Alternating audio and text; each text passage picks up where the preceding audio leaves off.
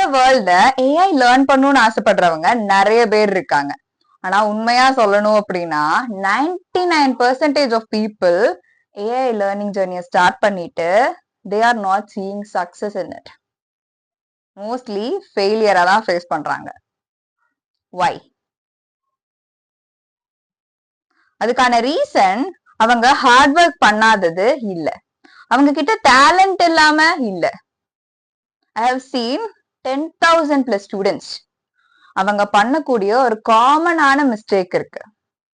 So அப்படி பண்ண அந்த மிஸ்டேக்ஸ்ல டாப் மிஸ்டேக்ஸ் என்ன அப்படின்றத இந்த வீடியோல நம்ம ரொம்ப கிளியரா பார்க்க போறோம்.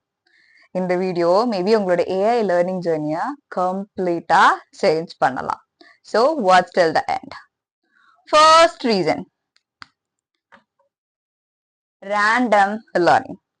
சோ ஒரு எக்ஸாம்பிளுக்கு எடுத்துக்கலாம். நீங்க ஏஐ லேர்ன் பண்ண ஸ்டார்ட் பண்ண உடனே ஃபர்ஸ்ட் என்ன பண்ணுவீங்க? ஏஐ நான் என்ன, Python tutorial, AI tutorial, ML tutorial அப்படின்னு சொல்லிட்டு வீடியோஸ் நிறைய பார்ப்பீங்களா? இது கண்டினியூஸா நடந்துட்டே இருக்கும். கரெக்டா? ஃபர்ஸ்ட் எடுத்த உடனே ஒரு வீடியோ பார்ப்பீங்க, ஒரு 10 minutes, அடுத்த வீடியோ.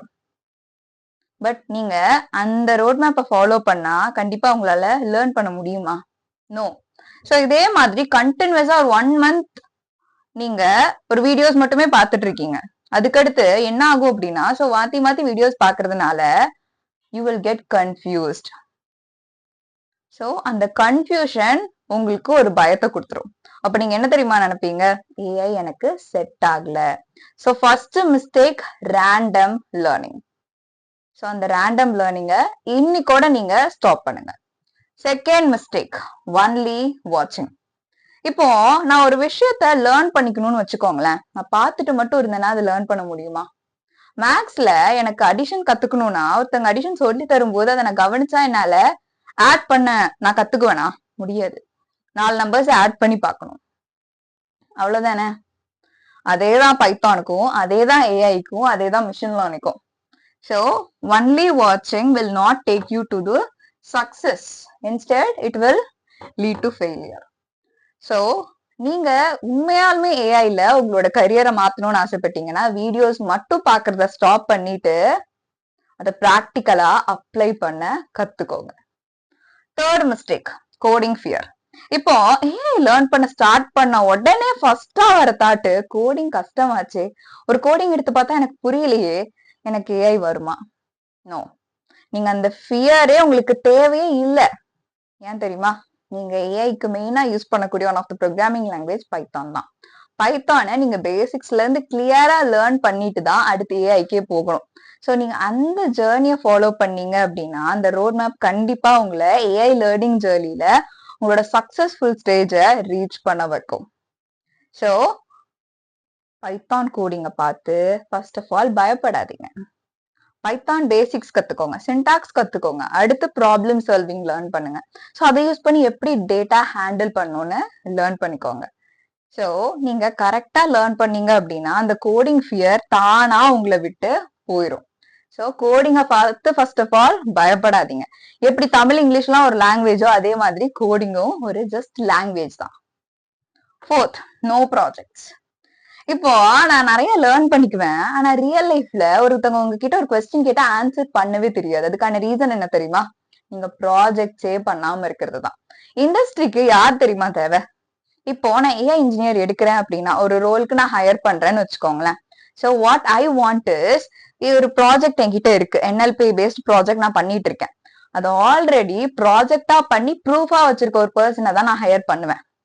சோ நீங்க ப்ராஜெக்ட் இல்லாம ஒரு ரெஸ்யூம் வச்சிருக்கீங்க, இல்ல அந்த ப்ராஜெக்ட் நீங்க பண்ணாம ஜஸ்ட் ஒரு ஆன்லைன்ல எடுத்து அந்த வெப்சைட்ல இருந்து எடுத்து உங்க ரெஸ்யூம்குள்ள போட்டு வச்சிருக்கீங்கன்னா அவங்க கொஸ்டின் கேட்கும்போது ஆன்சர் தெரியாது, செலக்ட் ஆக மாட்டீங்க.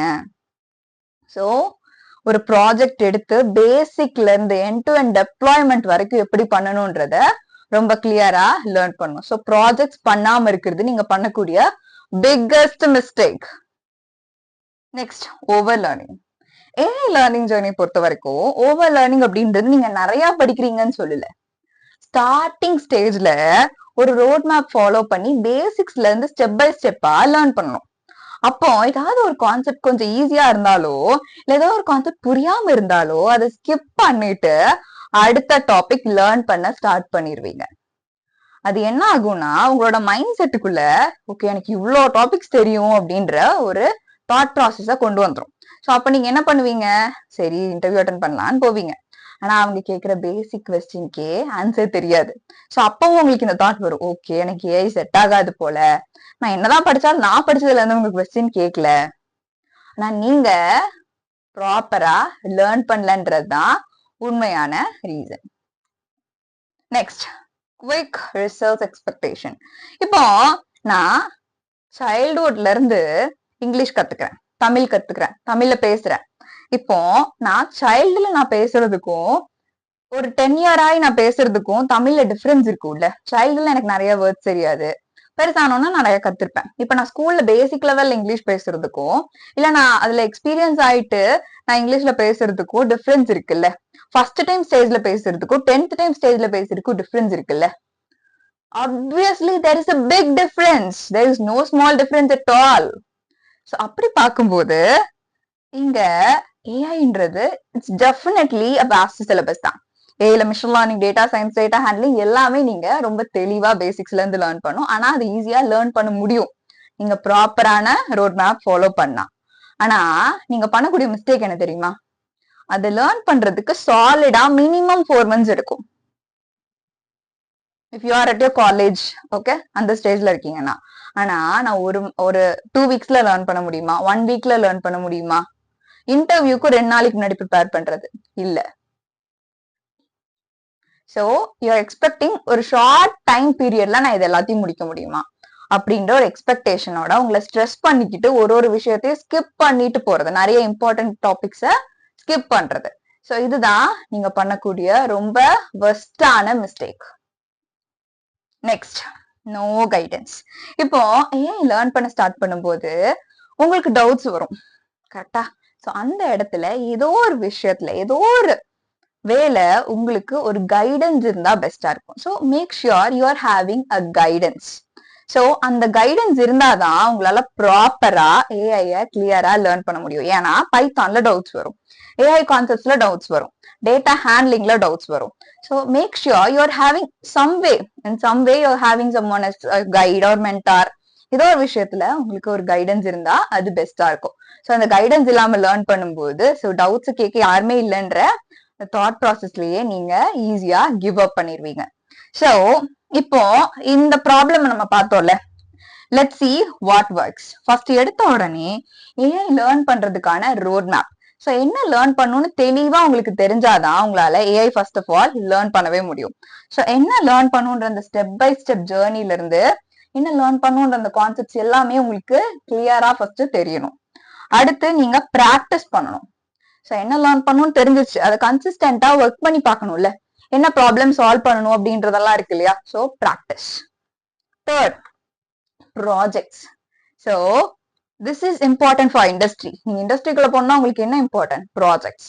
சோ சாலிடா ப்ராஜெக்ட் ஸ்கிராச்ல இருந்து எண்டு வரைக்கும் ஒரு கைடன்ஸோட நீங்க முடிச்சிருக்கணும். Fourth, consistency.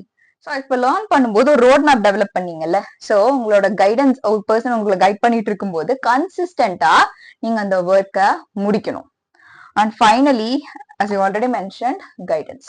ஸோ இதுதான் ரொம்ப இம்பார்ட்டன்ட்.